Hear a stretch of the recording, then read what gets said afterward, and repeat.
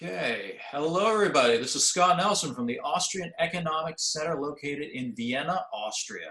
And continuing with taking our free market roadshow online, we're checking with some of our family members to see what the state of their respective countries is.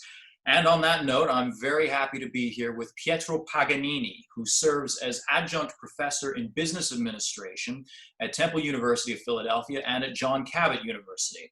He teaches in the areas of innovation and management, and amongst his many other activities, Pietro is also the co-founder and curiosity officer at Competere, Policies for Sustainable Development, a platform that enhances the public debate for a smarter and more prosperous future. Welcome, Pietro. Hi, how are you? Very well, thank you. How are you doing? Very well. Hopefully everybody's doing well today. I love that painting in the background there. I'm not sure what exactly that's supposed to be. Is there a story behind that? Yeah, it's a matter of property rights. How very appropriate. How very appropriate. We take it. We just leave for our audience to find out who the guy is. Excellent. Sounds good. So I'm really glad that we have the opportunity to talk, because being based in Italy, in many respects, unfortunately, you're really the heart of this tragedy at the present moment. Could you just give me a rundown of what's the state of the situation in Italy right now in terms of people who've been infected, number of deceased? Is everyone in quarantine? What's going on right now? Well, yes, basically everyone is in a form of quarantine, as most of us are obliged to stay at home, and we can only go out just for basic shopping. Most of our business activity, shops, firms, companies, factories are all closed. What we just define as necessary goods are the ones that are being produced. So mostly food, or some other kind of amenities that are good for for daily life. The numbers, it's an interesting question, yours, because the official numbers are talking around 80,000, 85,000. I don't remember the last number that was actually released a few minutes ago. It's somehow stabilizing, but it's talking about people that have been affected and they've been recorded as affected, people that have been, at the hospital, and people that unfortunately have died. And in this big number, there's more than 10,000 people that have died. So it's a 10%. And this is an important number. We're talking about COVID-19 is more or less, verifying some casualties around 2%, less than 2%. Here it's 10%. So there must be something. Then if we look at the numbers, and I don't want to go too much in details and become, boring, but we see that the majority, and I would say 95, even 99% of these people that have died, unfortunately, they were not because of COVID-19. They also had COVID-19. So they had some other type of pathologies, and then COVID-19 was one of the causes that, helped, unfortunately, killing this person. In terms of people that died because of COVID-19, so the unique disease or pathologies was given by COVID, we're talking about less than 10 people. And here there is a big discussion. Some doctors are arguing, well, they are all dead because of COVID-19, even though COVID was one of the pathologies. Some others are saying, no, COVID-19 was just, a coincidence, or just a help the death process. And then there is two other big numbers that we're not really aware. And those numbers are the ones that are not affected by COVID-19, and the number of people that have been affected by COVID-19, but they are asymptomatic. Okay, so me and you, we might be affected and asymptomatic. And so there is a big discussion that is not really faced and challenged over the media, unfortunately. It's mostly in small, social networks, or in some, by some doctors that are not really the media doctors. And they argue that, 30, 50% of population might have a form of COVID-19, considering that more than 50% of the population has the bigger family of the coronavirus. So arguments are, majority of us has a coronavirus, and some of us might have a COVID-19, but in an asymptomatic. Why is this important? Because this is the next question that we should ask ourselves. So when we decrease the number of affected people, so we go down to 0, like in China right now, how do we go back to normal life? Do we just open the doors and leave? Or like Israel is suggesting, young people first, middle-aged people second. And how do we recognize if I'm a healthy person and I go out and I meet you and you are healthy, but you are asymptomatic because you got COVID-19 and I'm gonna get sick? And so these are questions that, are not being, at least yet and publicly, not challenged. And I think it's important for us that are staying home, and luckily we have nothing or no symptoms so far. It would be important to understand how this will turn on, how this will change. And unfortunately, we are not at that stage. I understand our governments, and I put an S, governments are fighting with an emergency, but I think that the emergency concerns also what's next. And that's an answer we're not seeing. So for the past 4 days in Italy, we saw a slight decrease of the number of people being, recognized as affected by the COVID-19, except yesterday, but apparently there was a big number of checkups that has just entered and being analyzed exactly. Yesterday, we got the results for that. But in any case, it's a slight slowdown, and the curve is, let's say, not going down, but is decreasing slowly. Question is how slow this will happen and for how long we should stay home, and what will happen once we fortunately and luckily will, and hopefully will have the chance to leave our homes. The government decree says by April 3rd, all the laws that we have in place will end.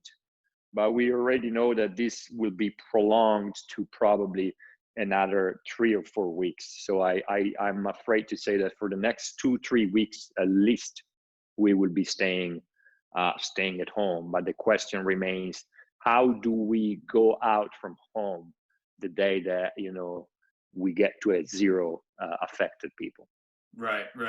So we got to start thinking more long term. In other words, How's the health system holding up in Italy at the moment? I mean, is the government trying to expand its capacity, build new hospitals, that sort of thing? What's going on there? I'm smiling. I shouldn't smile because it's an emergency and this drama for many people, particularly for the one that are tubed at the hospital. But this is because of the health system. Because the health system in Italy, elsewhere around Europe, and probably more in some parts and less in others, the healthcare system is not ready and was not ready and probably will never be ready to fight and contrast such an emergency. In other words, if we were in a perfect world, let's say, we would have been following initial British suggestion. Just keep going on with our lives, and then if you get sick, you just go to the hospital, and whoever gets to the hospital, there is a bed with a ventilator, and we're all safe. Unfortunately, we didn't plan for that, and we don't have, and probably it's also good that we don't have so many seats or beds in the hospitals, because during our daily life, we don't really need them. We need them for emergencies. So probably what we have missed in Italy, I would say, but also in the rest of Europe, is a sort of intelligence trying to analyze and predict similar situation. Not necessarily COVID-19, but situation where we massively need hospital beds or ventilators or some other kind of vaccinations or machines. That's something that we should start and thinking. There's been all this speculation in the past few weeks about Bill Gates envisioning the virus coming, or the UN simulating a situation of a virus just a few months ago.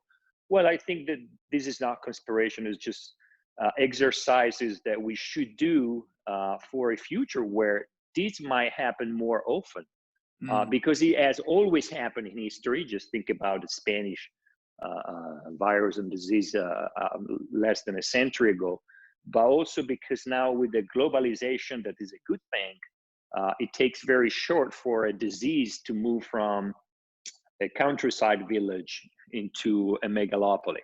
If you think about HIV, you know, HIV was at least rooted back at the beginning of the 19th century, and it took over 60 years to get to, sorry, the 20th century, and to get to 50 years to get to become a sort of explosive pathology. Why? Because it took 50 years to get from its remote village in Africa to a big city in Africa. Now this process has been shortened.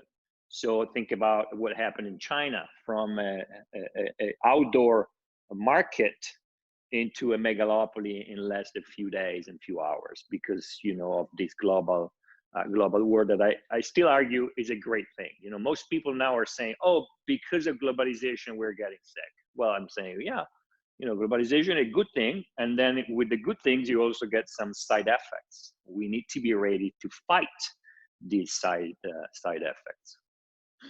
Fair enough. Yeah, definitely. It's interesting, actually, when you mentioned sort of that this is a kind of situation, something perhaps a recurring thing that we might have to get used to. It reminded me there have been a couple of articles that were published recently in Le Figaro that were saying the exact same sort of thing, and suggesting that depending on how this all plays out, it may actually become a recurring sort of thing, like the yearly seasonal flu or something like that, and that maybe we need to get ready for that kind of a situation. Yeah, there's two other aspects that I've been studying, you know, or at least reading in the past weeks, and the first one is that, as you said, and as I said previously, you know, we are more interconnected.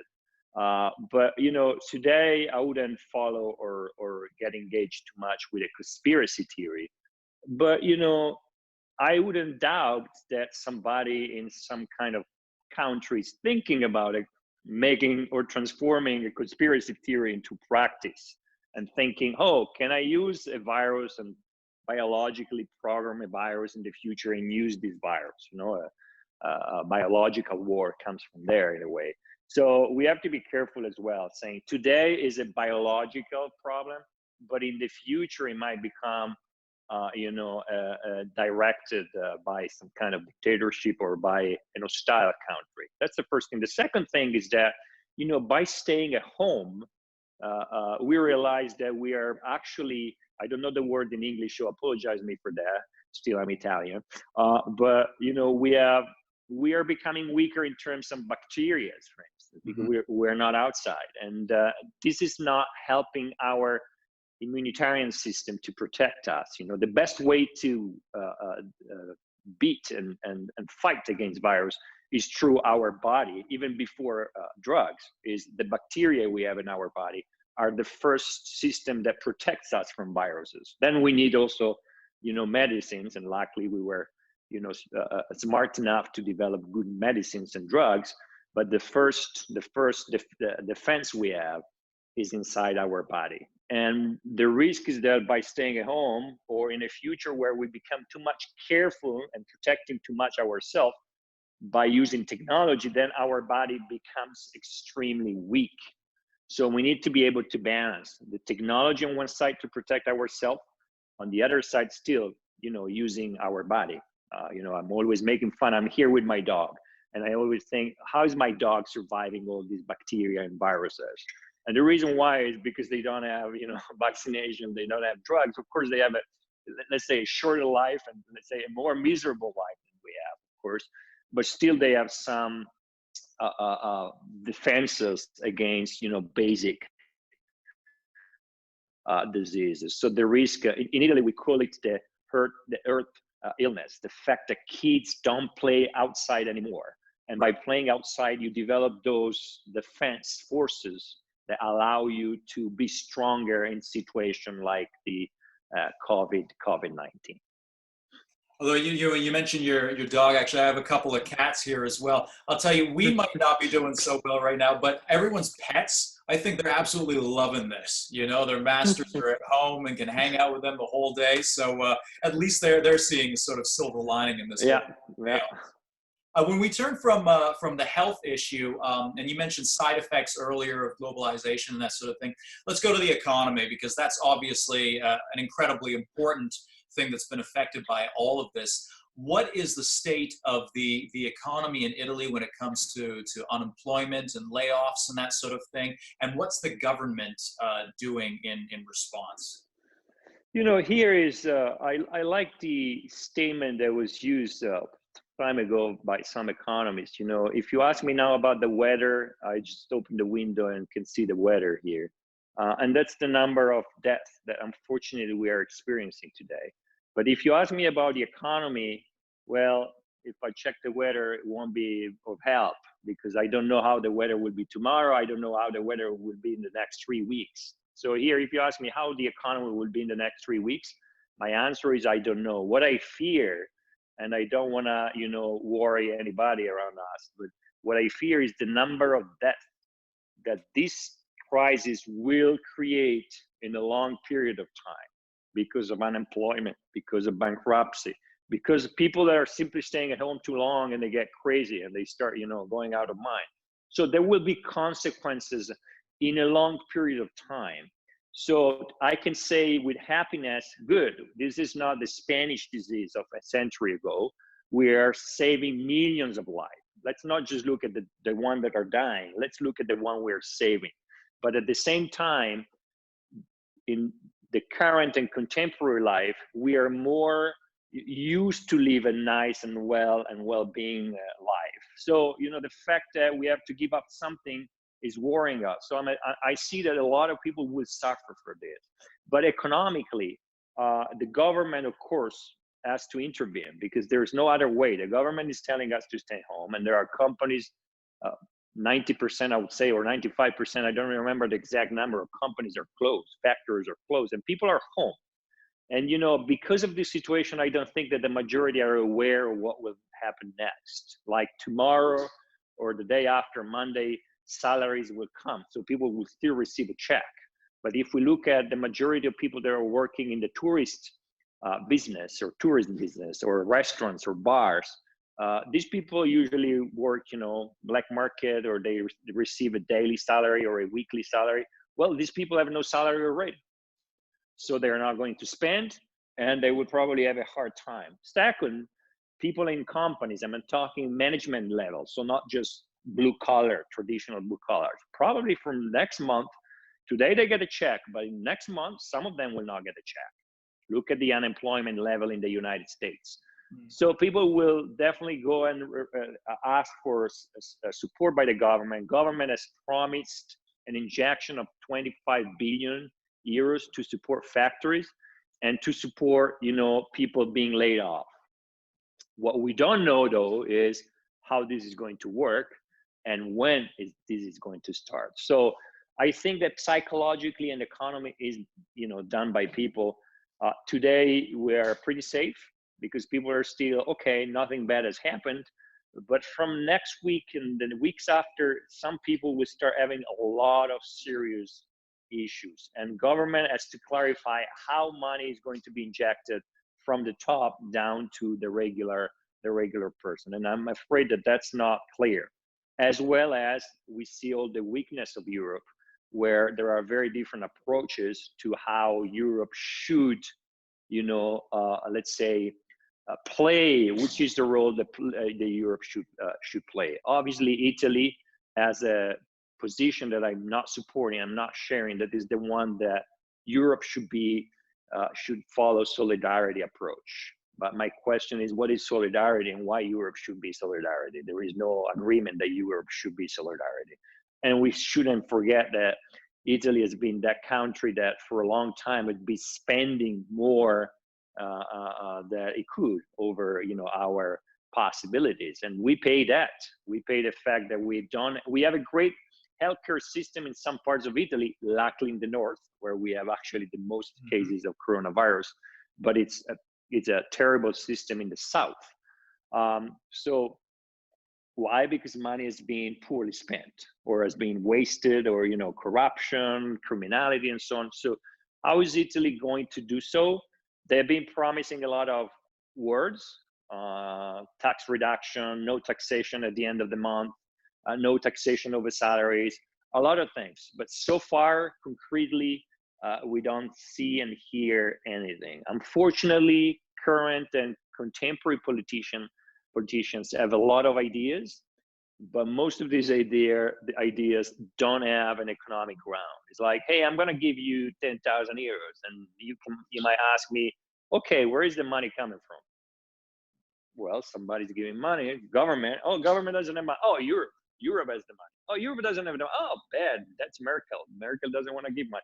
That's the thinking of people, and it's a very dangerous thing, because then people are not educated to do things on their own. They always rely on somebody else. And Italy, because of its historical tradition, is a country where we always tend to rely on, the prince, the king, the government, the local state, and so on and so forth. And that's a cultural, let's say, cultural aspects that unfortunately will have to change in the next 2 or 3 centuries, cannot change in the next 2 months. Fair enough. Yeah. I know you wanted to have a practical answer, but there is no practical answer, because government has just promised a lot, but we don't know how. No, that's fair enough. Absolutely. How are the people taking it? Like, just the average population, so far as you can get a sense of that. I mean, do they support these quarantine measures? Are they afraid of the economic consequences? The ones that are afraid of the economic consequences are the ones that run a company or they run a business, because they are facing reality already. Then people that are, let's say, are regular employees, they start gradually feeling the problem. But the majority of our workers are in this government, schools, healthcare, and so on. So they are used to have a salary at the end of the month, whatever happens. They're not entrepreneurs.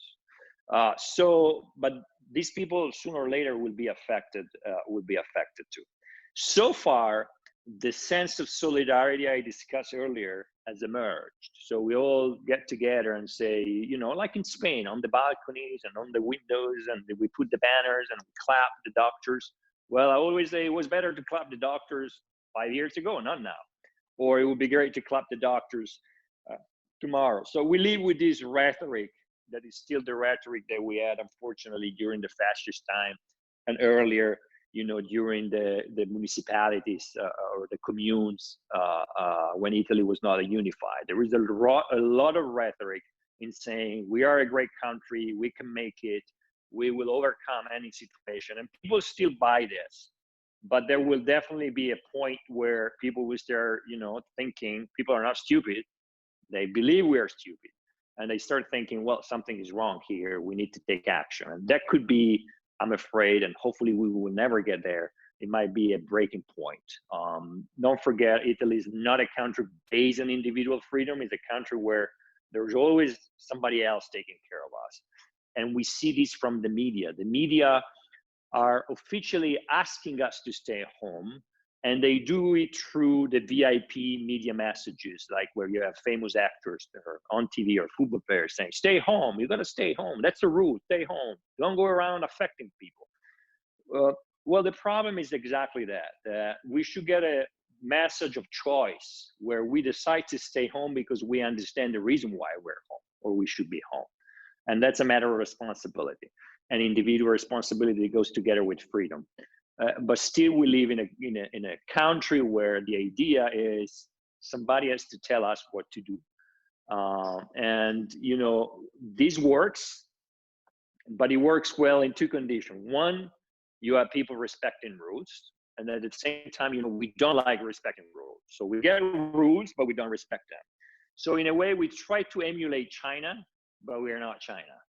On the other side, we're not even the US or UK. So we're not responsible enough. So the problem is that either you have rules respected, fully respected, or you have a wide share responsibility by citizens. And I'm afraid that if you don't follow rules, but you don't have this responsibility, there will be a breaking point. Well, what people will start reacting and say, okay, why are we home if things are not going to better? I need to go working. I have a lot of friends that were entrepreneurs, and they are incredibly angry because they say it's not a matter of disrespecting the working conditions. It's a matter of producing, because at the end of the month, I have to pay 50 salaries, 60 salaries, 30 salaries, even 5 salaries. And if I can't, then I have to cut jobs. And if I cut jobs, these families will be home alone. So my hope is that we will be able to solve these problems right away.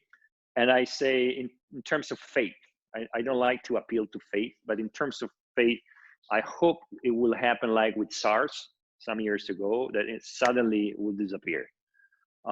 Because if it does not disappear and if we still have to wait for a vaccine, I'm afraid that there will be some social turmoils that Europe, the US cannot really face. And on the other side, there will be the risk that countries like China, that have been very good in containing this crisis, will, take over. When there is loneliness, you always get the bad company. Instead, when there is friendship, unity, then you keep the bad company away. Now that you mentioned China, actually, and I know that, for example, you moderated a very successful and interesting webinar yesterday on geopolitics, China, and the European Union. Given, for example, statements that have commonly been, made by Luigi Di Maio in regards to the Chinese, the Chinese brothers of the Italian people and that sort of thing in China, now donating, medical equipment and doctors over to Italy. What do you make of the relation between Italy and China, especially, over the course as this virus continues to develop and even after it's all resolved? I mean, where is that heading, basically? Well, you mentioned a name that reminds me of the Trojan horse. Every big propaganda country finds a stupid Trojan horse, and I think that China has found its Trojan horse. And you mentioned the name, I didn't, by the way. But yeah, well, China is smart. China has the capacity to, overcome any individual rights and impose a behavior, and they cure the country, basically, or at least that's what we think. They had a responsibility, of course, of not informing us. We know the story. But now they are playing smart. They play their propaganda that is very different from the Russian one. Russia tend to create confusion and make chaos. China creates its own propaganda in a form of apologizing for what happens, but they are smart. They saw that Italy, and probably next will be Spain, and I know that they are already donating to other European countries. They understand that there is a loneliness, that there is an opportunity for them to come in and show that how good they are, typically propaganda. And they are smart because they are not investing so much. They are just sending in 12 doctors, a few masks. They are trying to donate money. I know that there are Chinese funds that are coming to Europe promising donation, showing this sense of solidarity that Europe is not showing. So, Italians, they read the news and they see, well, China is helping us. At the end, they are not so bad. Oh, they are not, respecting your freedom. Well, who cares? But they are taking care of me. China understood that, and with a very low investment, they might, make a big win. In this respect, also, nothing happens in China because an investment funds wants to give money to us, or they want to send a couple of million of masks.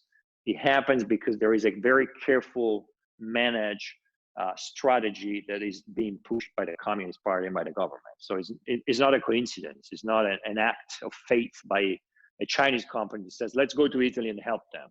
Immediately, a few days after the big infection started in Milan, we got videos from China, from Huang, of Chinese people saying, Bella Italia, we will win together in Italian. So even Chinese people are speaking Italian means they've been educated, they've been instructed to say so. And that's part, to me, of a propaganda. Now, in a conspiracy approach, you would say that was planned.